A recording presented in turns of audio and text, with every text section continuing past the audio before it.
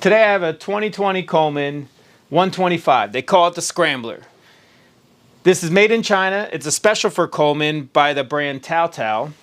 And the quad is okay. For the price, I think it looks pretty cool. It's got pretty cool decals, racks, handguards, decent tires. So all in all, it looks good, but looks can only get you so far. I don't know if maybe we bought the runt of the litter or it's not a great buy.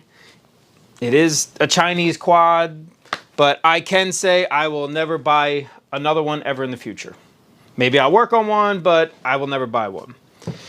Because this quad is dangerous. And I don't mean just, oh no, quads are dangerous, let's get rid of them. No, we've just experienced bolts backing off, a fuel leak on the carburetor that was dumping on my kid's leg. Luckily that didn't become something catastrophic for the family. And starting issues that were extremely aggravating in the beginning. Just, when you just want to go ride, man. And when you got a newer rider, you really don't want them experiencing all that kind of crap because it really just takes away from it. And when a kid gets a bad taste of something, you kind of got to like beg them to see if they want to go do it again. But I did get this quad where it is reliable and it's just better. None of it is major. I just want to show you some of those repairs, the changes, and maintenance on this quad. And then hopefully through my experiences, you don't have to experience them. All right, let's get to work.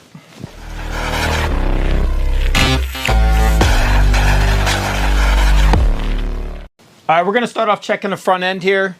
I got the bike up on a dirt bike stand, so it's off the ground. Now you can kind of do this on the ground too, where you can just shake it side to side and get a feel for everything. But when you have it up, you can really check. So I want to grab the tire, give it a spin. I'm listening for any, grinding, any wrong noises. I don't hear anything. We have good spin. I'm going to try and shake it up and down, back and forth, just like that. Feeling for any excessive play. Same thing with this way. You're just pushing forward, backwards. Now obviously we're going to have our normal movement. The bike is rocking a little bit, but everything is tight. You can also grab the upper A-arm, grab the lower A-arm, try and shift them forward and backwards. Tie rods. You can have a little bit of movement and a twist, but you want to make sure if you're going forward, backward, that there's only a real little bit of play in that. So this side feels good. Now, so this side feels good. Now I would do the same thing on the other side. So to get in here and grease everything all up, I like to take the front tires off. Just gives me a little bit more room. You know, I'm not a 10-year-old working on this thing.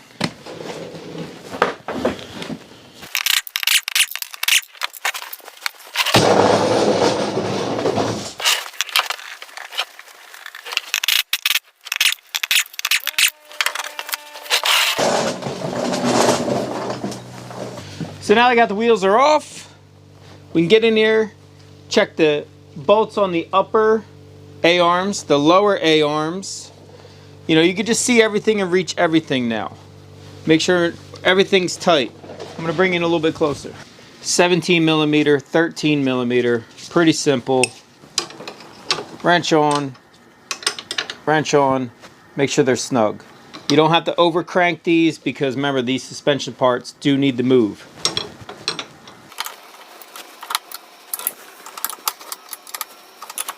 So the reason I checked those is because this is what we experienced, that these nuts were backing off.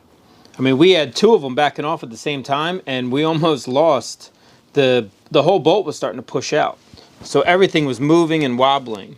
One thing I did to help correct that, now you can replace all this hardware, but come on, we don't need to keep adding money into this bike. But I just used blue Loctite. Easy to do. So what you can also see is a Zerk fitting, a grease fitting. It's on 2 on the top, 2 on the bottom A-arm. Just a regular hand pump grease gun, nothing special. I take a pick and I pushed a little ball part in because dirt gets jammed in there. and the grease tip won't push the grease in. So put the tip on, pump it in, and you're going to repeat that on the other 3.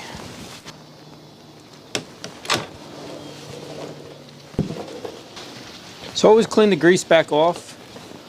You know, grease just, dirt sticks to it, and then it becomes almost like sandpaper, and it can really wear things out. So you just want to try and clean off everything that you can. A little bit will come out of the bushings here. That's okay. You don't need to keep pumping until a whole bunch is coming out. It'll push some of the dirt and water out.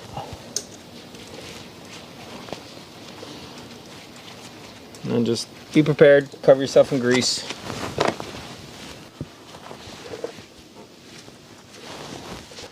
Another thing I want to show you is right here with the ball joints. So up here you're going to see a castle nut. The way they made these castle nuts and everything turns together, like the nuts all turn with it, they back off. And where they drilled the hole for the cotter pin to go through was like too far down. So what will happen is, as you're steering, it works itself loose, and it worked itself all the way down to touching the pin. I added washers. So this way the pin was actually going through the castle nut, because before it wasn't. And then on the bottom ones, because they just weren't getting tighter either, I just put a washer, a nylock nut, and then I was still able to slide the pin through. And I did that on the other side also. And what that does is it keeps everything tight. Nothing's going to fall off or come apart. There's also blue Loctite on this one. Yeah, I'm telling you, watch these front ends. Now with the hub, pop the little cover off. You can see everything spins. What I did with this is, this was also a castle nut. Let me get my ratchet here. So this was also a castle nut, and it was doing the same exact thing. It just backed itself out, and then this is all wobbling, and it's just so nerve-wracking with this hardware. So what I took was a nylock, and if you can see, it kind of has like a step down for the nylock. So I actually used that as a little bit of a spacer. I'm going to add a little more blue Loctite.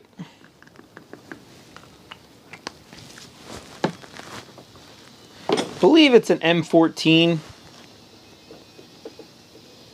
And you're kind of threading it backwards. So it's a little difficult. But once you get started, I work it back on. And when it's tight, that's it.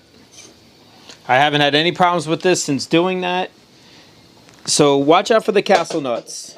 Even though you see the safety pins there, they're never going to fully back off, but things are going to get loose. They're going to get all the way to the point where your child is going to have problems holding on tight. Now I'm going to show you how to change the front brake pads. Take a 10mm, got a little 3-inch extension on it. You have 2 bolts on the inside, one on top, one on the bottom. Remove them.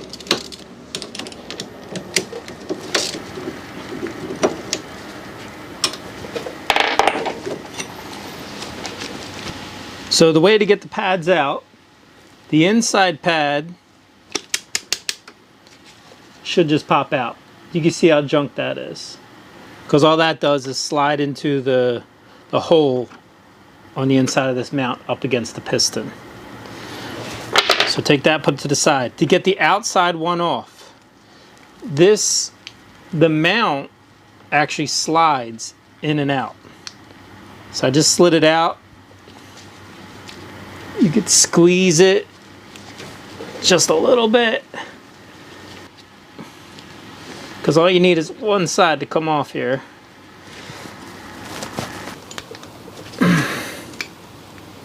There it goes. So just squeeze one side in. It'll pop just enough past. Your pad will hang down. You can see this one has no pad left either. Now we clean it up. Here's what I mean by this piece moving. That's the caliper mount. Here's our piston. And then there's a little pad spring right here. Just a little bit of anti-seize on this.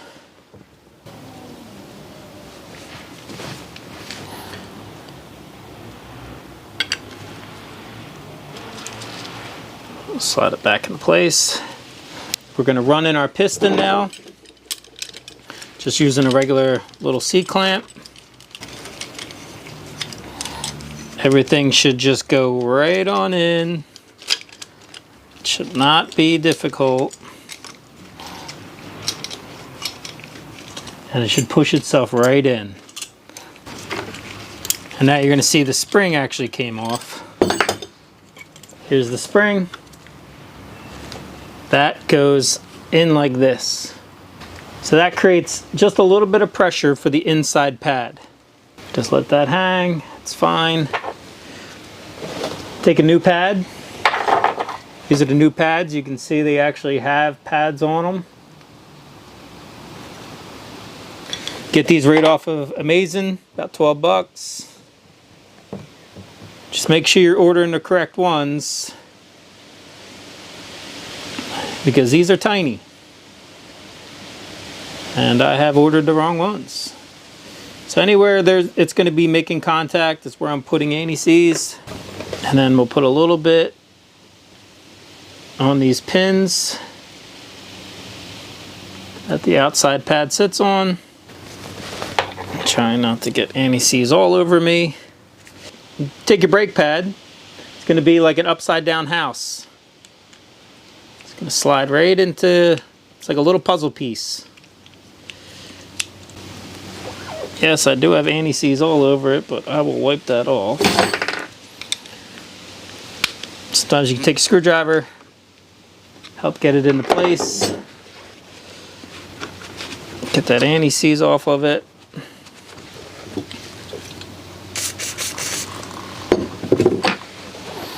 It's because I got it all over my freaking hands. Now we'll take the outside pad, one end on, down, and you're gonna have to fight these pins a little bit to squeeze in, or the mount to squeeze in. There it goes. And that's it. That's all it takes. I'm just gonna spray it a little bit because some spots I have anti-seize, I don't want it. I'm telling you, it's freaking all over me. All right.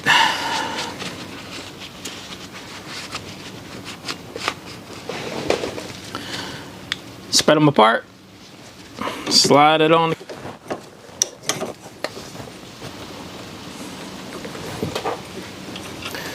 Thread in the two mounting bolts. I like to go tight and then about 1/8 of a turn. Tight, 1/8 of a turn. Then pump it up. Feel it get tighter, give it a spin, squeeze, squeeze. That's it. Now the right side is done, and you do the same exact stuff on the other side.